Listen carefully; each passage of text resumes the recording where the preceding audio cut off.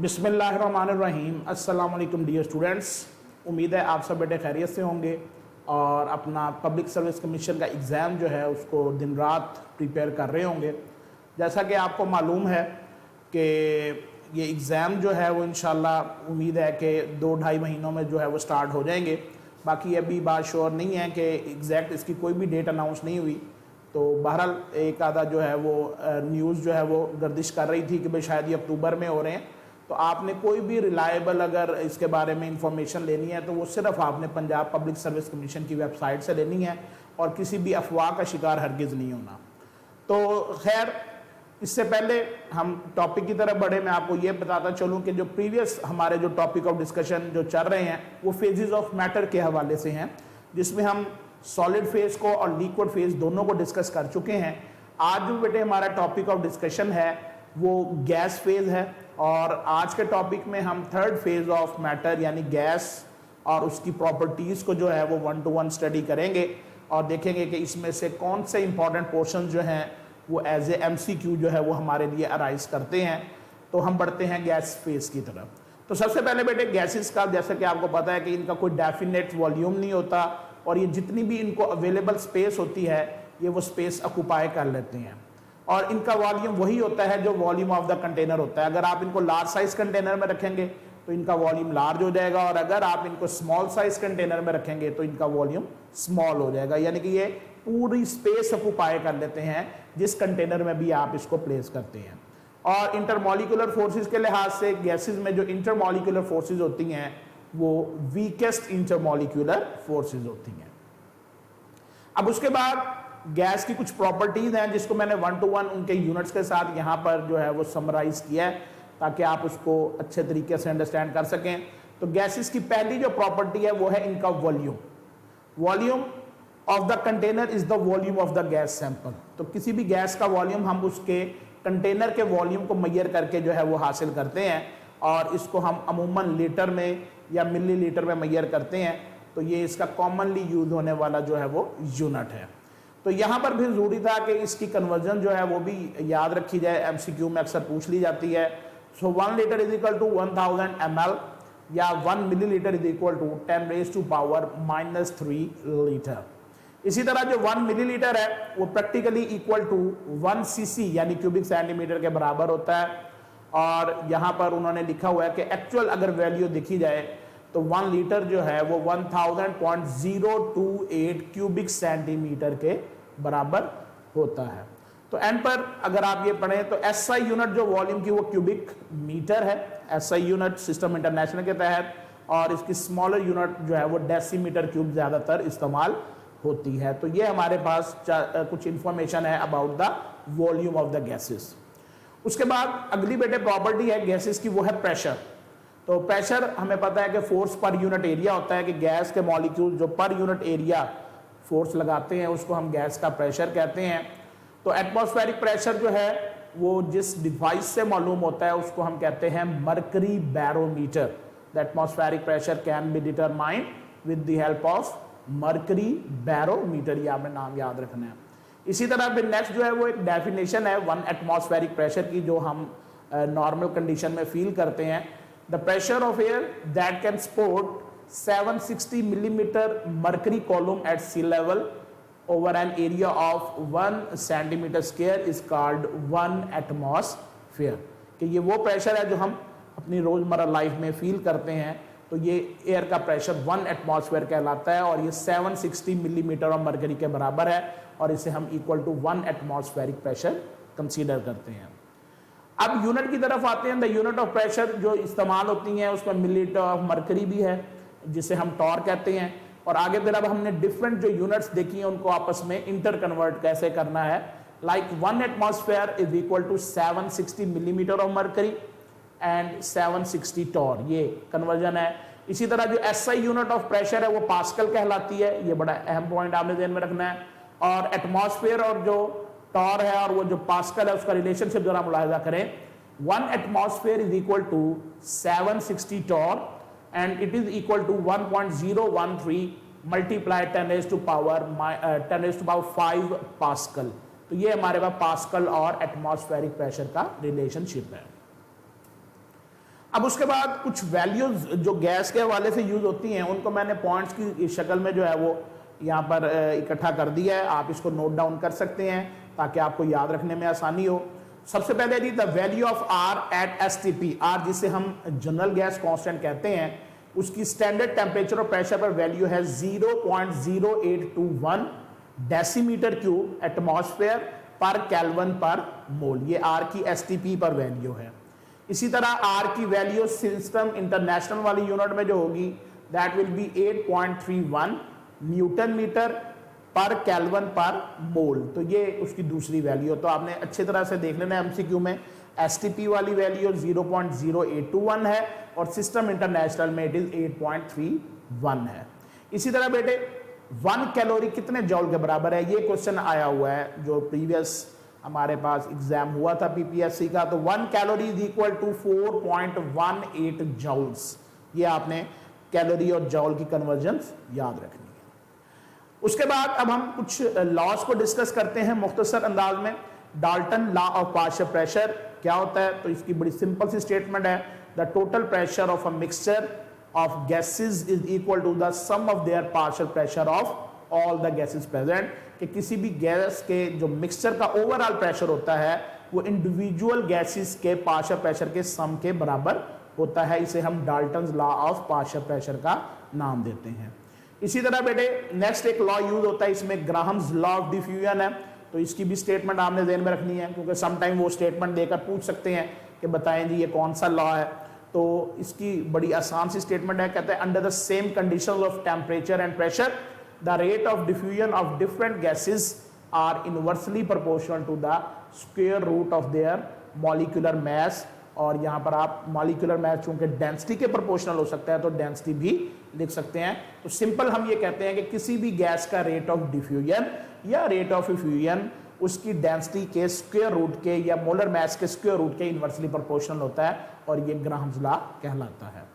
इसी तरह kinetic equation एक डिराइव की गई थी from kinetic theory of gases, PV is equal to 1/3 mnc square bar. यहाँ पर m स्मॉल है, ये मास ऑफ वन मॉलिक्यूल है, n मॉलिक्यूल्स की तादाद है और c स्क्वायर बार को हम मीन स्क्वायर वेलोसिटी का नाम देते हैं। तो ये इक्वेशन आपने अच्छी तरह याद रखनी है, ये काफ़ी ज़्यादा यूज होती है। इसी तरह काइनेटिक थ्योरी किसने पेश की थी, तो आपने याद रखना है कि 1738 में इट वाज बर्नौली जिसने ये थ्योरी पेश की और उसके बाद इस थ्योरी को मॉडिफाई किया गया मुख्तलिफ अदवार में। मसलन 1857 में क्लॉसियस ने इससे काइनेटिक इक्वेशन डिस्क्राइब की थी जो मैंने ऊपर आपको बताई है कि PV is equal to 1/3 mnc square bar. तो ये क्लॉसियस ने ये इक्वेशन डिराइव की थी। उसके बाद मैक्सवेल ने इसी थ्योरी को इस्तेमाल करते हुए law of distribution of velocities का कॉन्सेप्ट दिया था और मैक्सवेल की जो इक्वेशन वो यहाँ पर दी हुई है, v bar is equal to 8RT/πM। तो ये इक्वेशन आपने याद रखनी है कि ये मैक्सवेल इक्वेशन है और ये जहन में रखिएगा बेटे कि इक्वेशंस के बहुत एमसीक्यू आते हैं। समटाइम पूछा जाता है जी मैक्सवेल इक्वेशन इनमें से कौन सी है, समटाइम ये आता है कि ये इक्वेशन आपको दी गई है इसे हम कौन सी इक्वेशन कहते हैं, यानी कि एक्टिव वे से भी और पैसिव वे से भी पूछे जा सकते हैं। इसी तरह फिर इसी काइनेटिक थ्योरी को बोल्ट्जमैन ने मॉडिफाई किया था और इसने जो कॉन्सेप्ट दिया था वो distribution of energies among the gas molecules था। तो ये बोल्ट्जमैन का नाम आपने याद रखना है कि इसने जो थ्योरी ऑफ गैसेस में law of distribution of energies जो है उसको प्रेजेंट किया था। फिर आगे कुछ वैल्यूज हैं, मसलन मीन स्क्वायर वेलोसिटी किसके बराबर होती है जी 3RT/M अंडर रूट। यहाँ पर m जो है वो मोलर मास को रिप्रेजेंट करता है। इसी तरह एक वेलोसिटी गैसेस की होती है मोस्ट प्रोबेबल वेलोसिटी, तो इसका जो फॉर्मूला है that is 2RT/M under root या square root. The mean distance travelled by a molecule between two successive collisions is called mean free path. आपको पता है कि according to kinetic theory of gases gas के molecules जो हैं वो collision करने में हैबिचुअल होते हैं। तो एक कोलिजन से लेकर दूसरे कोलिजन तक जो फासला तय करते हैं, टू सक्सेसिव कोलिजन्स के दरमियान जो डिफरेंस है उसको हम मीन फ्री पाथ से जाहिर करते हैं, नाम उसका मीन फ्री पाथ है and it is denoted by lambda. अब आगे चलते हैं, इसी चीज को आगे लेके चलते हैं। The closest distance between the centres of the two molecules taking part in a collision is called collision diameter. कि दो एटम या मॉलिक्यूल जो आपस में कोलाइड कर रहे हैं उनके सेंटर या न्यूक्लियाई का दरमियानी फासला जो है वो कोलिजन डायामीटर कहलाता है और इसको हम सिग्मा से रिप्रेजेंट करते हैं। The collision frequency of gas, ये भी एक टर्म है जो कोलिजन्स के हवाले से यूज होती है। The number of molecular collisions taking part या taking place per second per unit volume of the gas is known as collision frequency, कि एक सेकंड में मॉलिक्यूल्स के दरमियान जितने कोलिजन एक पर यूनिट एरिया में हो रहे हैं वो उसकी कोलिजन फ्रीक्वेंसी कहलाता है।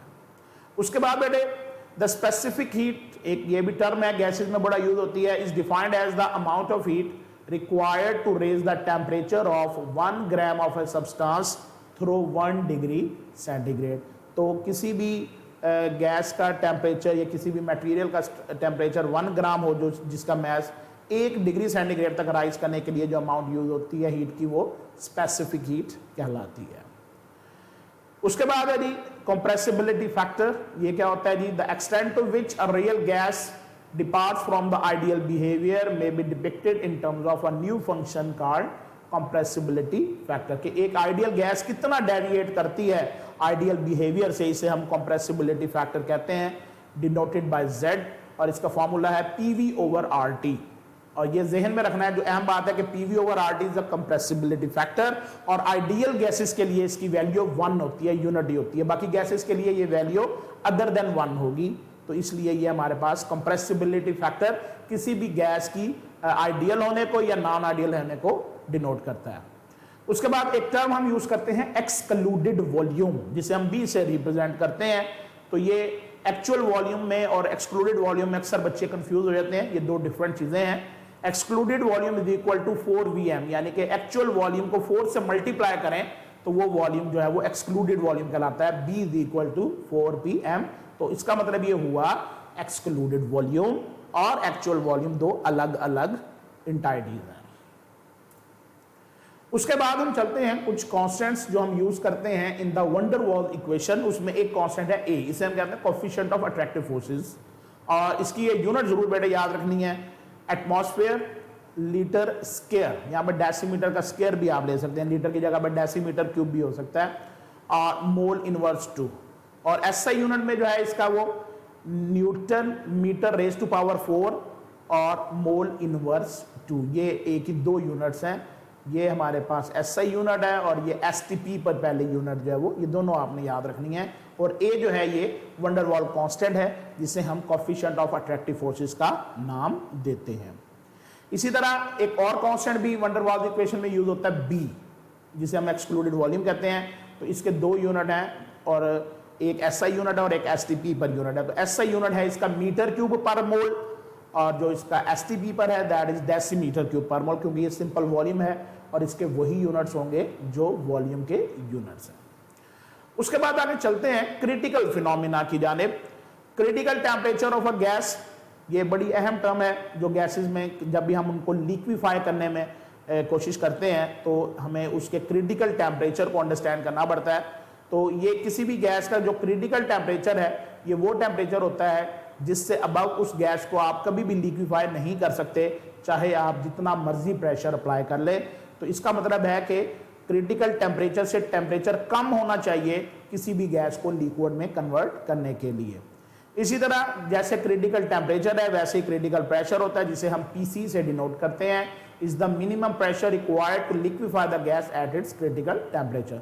तो क्रिटिकल टेम्परेचर अटेन कर लें, उसके बाद प्रेशर जो आप अप्लाई करेंगे उसे लिक्विफाई करने के लिए वो क्रिटिकल प्रेशर कहलाएगा।